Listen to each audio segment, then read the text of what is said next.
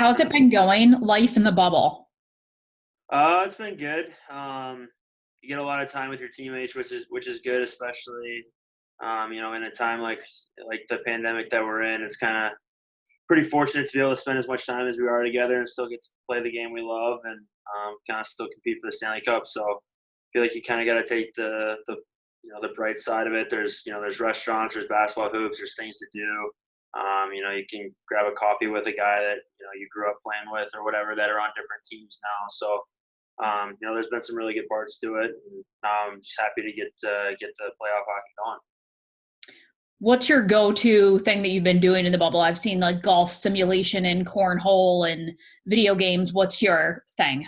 Yeah, we've playing a good amount of basketball, just playing 21 or tips or whatever it is, and kind of sitting around. We've been playing Catan. It's like a board game that's pretty fun. So kind of trying to mix it up, trying to keep things fresh. But yeah, I feel like we've done a pretty good job of not getting too bored or anything like that. I feel like we've been pretty active, which has been good. And if worst comes to worst, like you can always go watch an NHL playoff game too, which is not too bad. Are you watching the other teams play, like the other players in your room, or are you allowed to watch the games at the arena? Yeah, we're allowed to watch the games at the arena, just like in our team lounge or suite or whatever. So I've watched a few, like the exhibition games, not so much, but I'm sure I'll be over there today for a bit watching games. What do you remember most about being a hockey player in Michigan? Oh, I think it's more just about my teammates and the relationships that you build. I think, it's the times at the rink, the times away from the rink, just with, your classmates or the guys that you played with that you played with for 2 or 3 years in school. I think, those relationships kind of last for forever. So that's part of a good thing about, seeing some of those guys here. I get to catch up with the Compers and the Motts, that I was really close with in school. So it's, that's a positive of being in the bubble right now, is just kind of being able to get a coffee with those guys and talk and whatnot and watch them play. So you don't always get to do that during the year.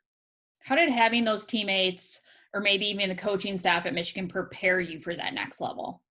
Yeah, I think going against those guys every day in practice, whether it's, me and Mott on a line going against Comper's line or, Booney Evans or Alex Kyle or a lot of those guys that are just, we're such good players that competition kind of, is how you get better, that internal competition. So, I feel like that really prepared me for the next level and, felt like that's something that was part of my career, even growing up, being on a good team growing up and playing at the U.S. program, that competition in practice is how, you get better, and then you kind of try and translate it and execute in the game. So I feel like the big part of my development was that competition in practice that we had. Tell me about your decision to leave after your junior year and signing with Winnipeg. I never really planned on leaving. I wanted to be, a 3-year captain. I wanted to, make it deeper on the NCAA tournament. Wanted to, graduate on time with my classmates, but there was just some things that didn't end up going the way I thought they were going to go. And, I was basically offered a chance to play in the NHL right away. So pretty hard to turn that down. And, even, I had Coach Berenson and Wiseman in particular kind of said, like, look, you're ready to go for the NHL. Like, obviously we want you back. So it wasn't the exact take him to the airport line that he gave Truba or Larkin, but, I felt like I was prepared to play in the NHL and kind of was gonna have that opportunity. So it was tough to turn down. And you had your first point in your first game.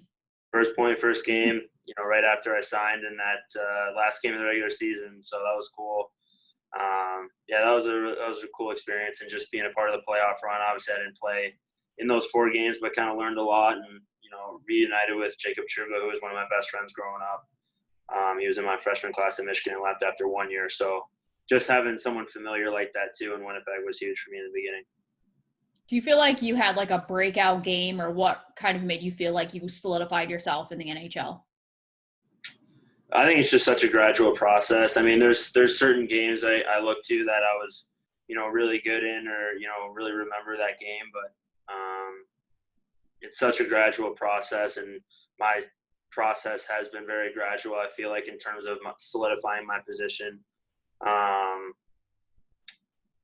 yeah, I don't know if there's one thing in particular that I could, point to say this solidified me as an NHLer, but it's, as easy as it, or as slow as it comes, it can go by as very, very quickly. You can, end up on the wrong side of the roster, out of the lineup, or whatever it is. So it's, as slow and gradual the process is to solidify yourself, it can get taken away like that. So you just kind of have to keep that pedal to the metal, and find ways to reinvent your game, find ways to get better, and always have that edge, because it is such a cutthroat business where if you're not only if you're not a good enough player, but if you're not a good enough player at your salary, then changes start coming. So you always got to be on the ball and ready to go. What advice would you give to a Michigan player now that wants to be as successful in the NHL? I mean, I would just say, have that, like, if you really want to be successful, just have that drive. You know what I mean? Like, there's, never stop. Because I mean, when I was at Michigan, like, I worked hard, and but I also thought I knew more than I did about the body, or about nutrition, or about training, or on ice work, or a lot of that stuff. Where once I got to the NHL, I think my eyes kind of opened a bit, and I think it's important to kind of always be looking for that next edge, whether it's in any of those areas that I just mentioned, to find that drive, and to surround yourself with people that are just as competitive as you, and that are going to make you better, on a day-to-day basis. But all that's, for naught if you don't enjoy your time in Michigan too. You got to enjoy those friendships, and enjoy the time around, your teammates, and, all the other students in school, and the athletic department, and as a whole. You got to enjoy your experience at Michigan, because it's truly one of a kind. And, if you're too bricked in, and you don't, allow yourself to have some fun, you're going to kind of regret it moving forward. So it's finding that balance of that drive, and, willingness to get better, and, putting yourself in such a good competitive atmosphere, but also not lose sight of, being able to enjoy your life too.